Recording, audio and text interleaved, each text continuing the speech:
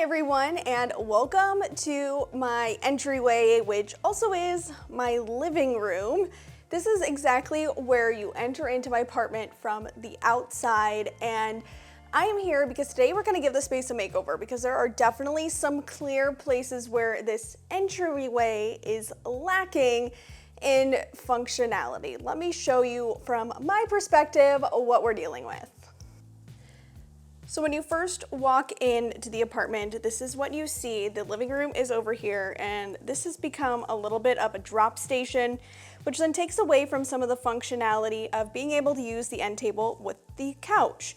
So we have obviously shoes here, and then over here is kind of where I've just been dropping everything when I come in. And now that it's a little bit colder out, my jackets have been ending up on the floor on top of my book bag like this, and then just like shoes sprawled everywhere, and it is just not working because there is just nothing when you walk in here aside from a big blank wall. So then if you do want to hang something up, you have to come all the way over here and open up this closet. So here is the coat closet. It's very small, but like I'm glad that there is some sort of coat closet, but it's so inconvenient to have to walk all the way from the door over there to come over here to drop your shoes or hang up any of your jackets. So as you can see, it is really not the best functioning kind of layout or design in this apartment, and I just want to make it so that it feels a little bit more inviting when you walk in. And it took today's sponsor, Skillshare, to help me get there. I'll have a little bit more about how Skillshare helped design this entryway makeover a little bit later on. First things first, let's just tidy up and get all of this out of here, and then we can begin working on the accent wall.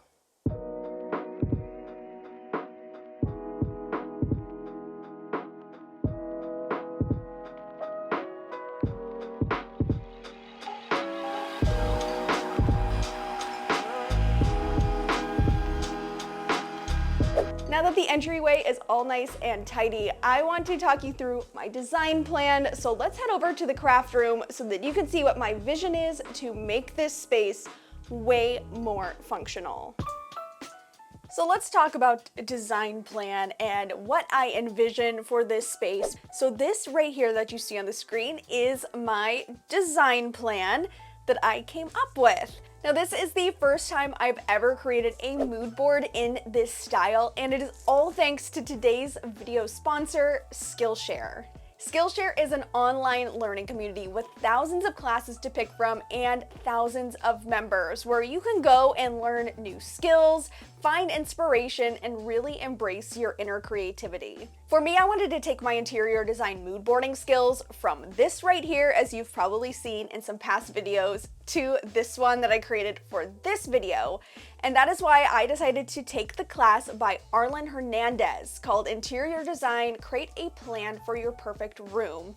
It really helped me take my design from a bunch of pins on a Pinterest board to a curated design plan where I was able to play around with different options and different design elements before even trying it out in my apartment. As DIYers and crafters, or whatever type of creative you are, I feel like we're always wanting to learn new skills and try new things, and Skillshare is a great place to start. They have classes on sewing and crocheting, to photography, to graphic design, to even marketing, entrepreneurship, social media, and more. If you haven't already yet and you want to try out Skillshare, the first 500 people to head to the description box and click on that link will get a free 1-month trial of Skillshare.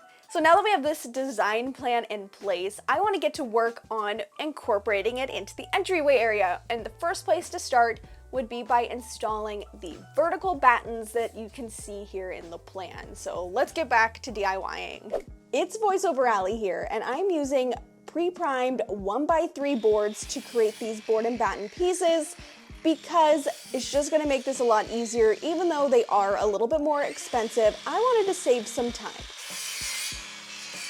So I cut these down to fit between my crown molding and the top of the floor trim, and then I simply painted these using the color of my wall. Now, if you don't know how or know what your apartment wall color is, what I did was cut a tiny little paint chip out from behind an outlet, took it to the hardware store, and they color matched it for me. Now I perfectly have the color of my wall, and I was able to paint these boards just using a single paint sample. After they were dry, it is time for the install. What you're going to want to do is measure the space that you're going to be installing these boards. On the screen here, you're seeing the math that you need to do in order to calculate your space. I've broken this down before on my previous board and batten video, but this is just how you figure out exactly where to place each board. And mine turned out to be roughly 16 inches apart for each of them. I'm just gonna go with that because honestly, I don't care if it's absolutely perfect, because with the command strips, there is room for some adjustments. And that is exactly what we're gonna do here now, is use command strips. Now, I always love to hot glue the command strip back that is going on the piece that I'm installing, not on the wall side. Do not put hot glue on the wall side. This is just to have some extra security so that command strip does not detach from what you're putting up on the wall. This is such a simple and easy renter-friendly hack with way less work than what I've previously done. Now in my case, and probably you won't have to deal with this, my apartment has a counter that juts out a little bit on the side of the living room to have like a little snack bar area, I suppose. I had to cut out a notch with that.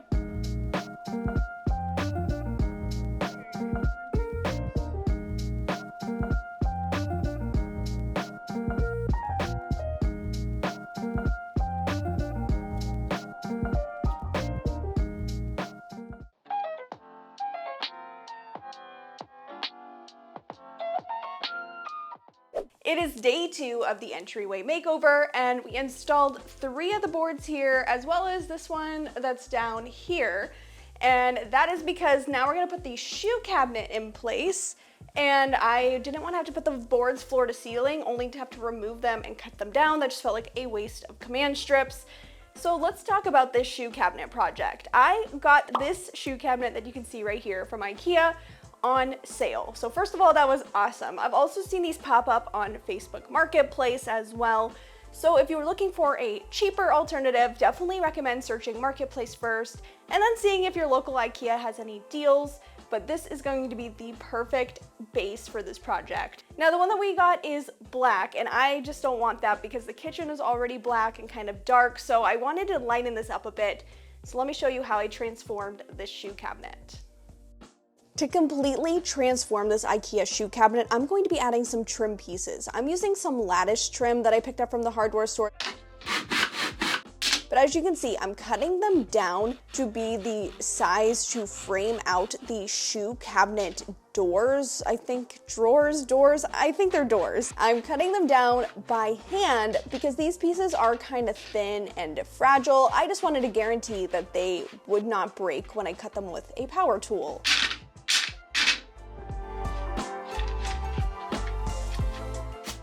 Just to clean up the ends a little bit, I am sanding them so they're nice and smooth and ready to be put together. What you're going to need to do with each of the doors is give them a really good sand. This is because we are going to paint them later, and it's easier to sand them now before the trim is installed. And I'm using a combination of wood glue and my brad nailer to install the trim pieces all the way around on each of the door fronts. Very simply, honestly, I don't know if wood glue is super useful in this case since I'm gluing it onto a veneer finish, but I figured a little adhesive is better than none. You could probably use more of a construction grade adhesive like a liquid nails or something like that if you really want a good grip. But honestly, I just think as long as you nail these on or use a really strong glue, you'll be perfectly fine. Once all of the trim pieces were installed on the cabinet doors, I then was using some caulk and also some wood filler I ended up switching to fill in all of the little nail holes as well as the gaps between the trim pieces, because cutting them by hand is not going to give you a 100% perfect cut. So this is just a great way to make everything look nice and seamless and smooth.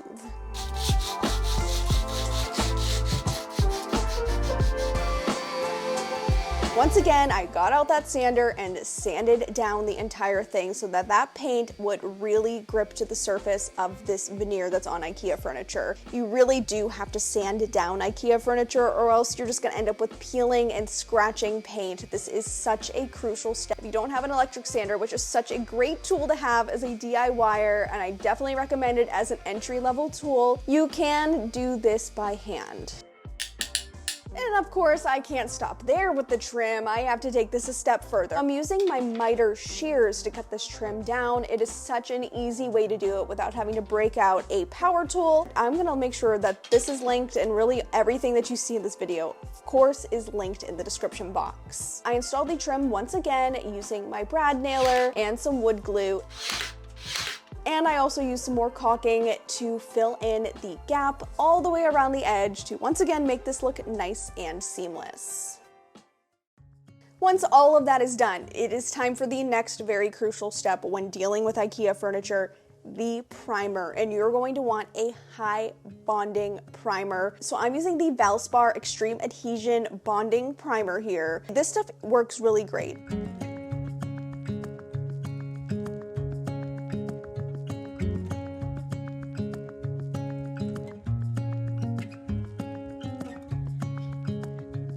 And bonus, after your primer is done and dry, and this really only needed one coat, if you use a really good level paint, especially something that is scuff resistant and also has the primer built in, you're gonna just be working double duty on this project. So for my paint that I selected, I went with Bear's Creamy Mushroom because I thought this was such a nice taupey color, and also I've been really into kind of the mushroom toned. I think it's just slightly different from the wall color. I didn't want anything that was too bright or vibrant. I kind of wanted this to just have that nice custom built-in look, so that's why I went with just a slightly contrasting color instead of something a little bit more bold. But of course, the opportunity, if I ever decide to repaint it, is always there.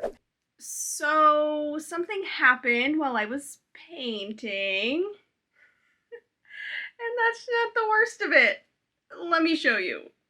So I was trying to refill the bucket right here, and instead I dropped the paint can in the paint. So you can see all of the paint now coating the bottom of the can.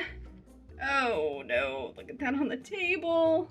Okay, and then also it totally came out the side of the pan right here when it tipped, down the side on the drop cloth. And now there's a nice big puddle here on the floor. So I guess that is good evidence why you should always, always, always put down drop cloths, because you never know if you're just gonna drop a can of paint. I'm just glad that not all of it spilled, so let's get back and finish this shoe cabinet.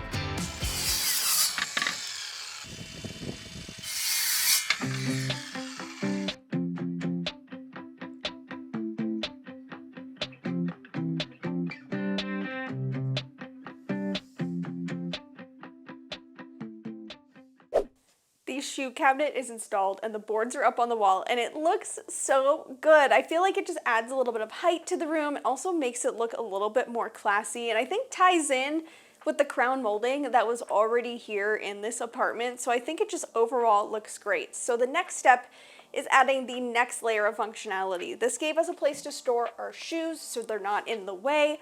Now I need somewhere to put coats, and so I picked up 2 of these pretty brass wall hooks, and we're going to install these so that there is a nice spot to hang some coats right by the door, and they tie in perfectly with the hardware that is on the shoe cabinet.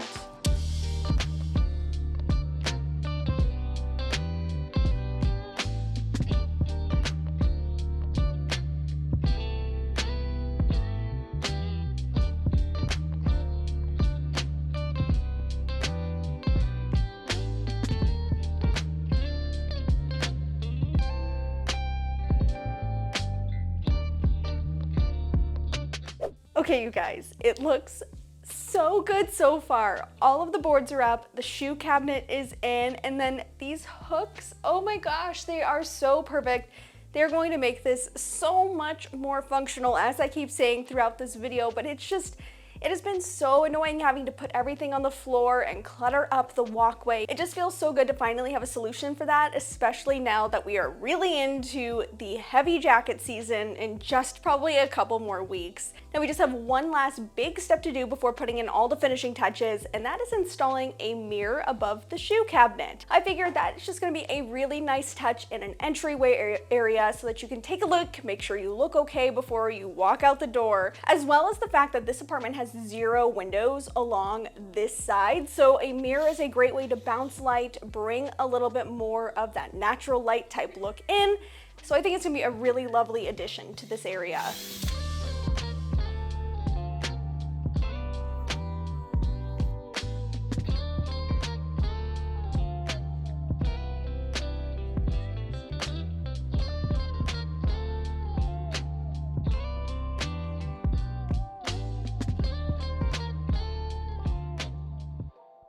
The mirror is installed and everything is coming together so well. And now we're to my favorite part in any makeover video, which is bringing in all of the finishing touches.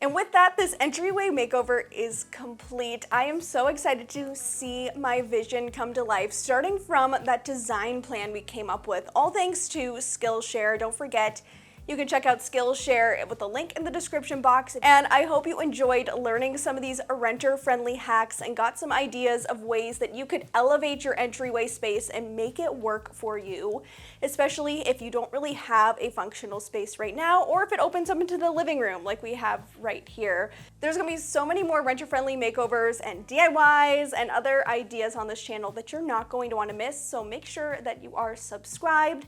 And if you want to see a whole compilation of other renter-friendly room makeover ideas, I have put a big video here on the screen for you to check out next. Thanks so much for watching this video, and I'll see you in my next one. Bye!